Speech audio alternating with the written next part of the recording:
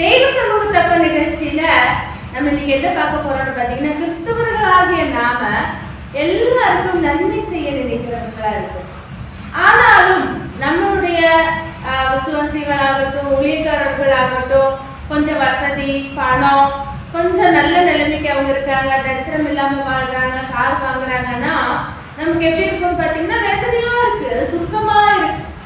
அப்ப இதுக்கு தேவன் என்ன சொல்றாரு பாருங்க. மத்தேயு 20வது வசனம் 15வது அதிகாரம் 20வது வசனத்துல, என்னுடையதை என் இஷ்டப்படி செய்ய எனக்கு அதிகாரம் இல்லையா? நான் தயாளனா இருக்கிறபடியால் நீ வன்கணனா இருக்கலாமான்னு கேட்டுக்க. அப்ப தேவன் பாருங்க, அவரு தயாளனா இருக்கிறார், நாம வன்கணனா இருக்கக்கூடாது. அவரை போலதான் நாம இருக்கோம், அவரை போலதான் சிந்திக்கணும். கிறிஸ்தவர்கள் ஆசீர்வதிக்கப்பட்டா, அவர்களுக்கு தேவைகள் சந்திக்கப்பட்டா, அவர்களுக்கு ஒரு உயர்வான காரியங்கள் நடந்தால் அதற்காக மனம் மகிழ்கிறவர்களா இருக்கணும்.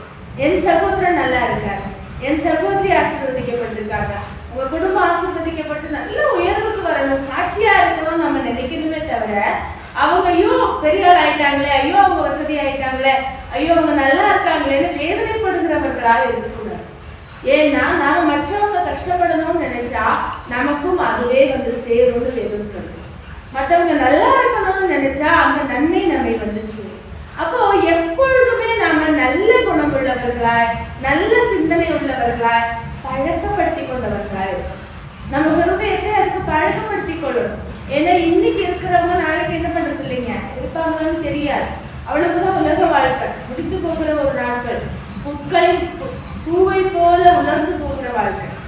அப்ப இதுல இருக்கிற நாளெல்லாம் எல்லாரும் மன மகிழ்ச்சியாயும், ஆசீர்வதிக்கப்பட்டவர்களாயும், எல்லா தேவைகளும் சந்திக்கப்பட்டவர்களாயும், நிறைவானவர்களாயும், சிரித்த முகத்தோடு இருக்கிறவர்களாயும் இருக்கணும்னு நாம விரும்பணும்.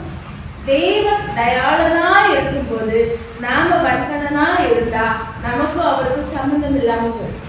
அப்ப தேவனிடத்துல இருந்து நல்ல காரியங்களை பெற்றுக்கொள்ளலாம், நல்லவைகளே அவர் நமக்கு கற்றுக் கொடுத்திருக்கிறாரு, நல்ல சிந்தனைகளையே கொடுத்திருக்காரு, அவைகளிலேயே வாழலாம். கர்த்தர் நம்மளை இப்படியே ஆசீர்வதிப்பார்.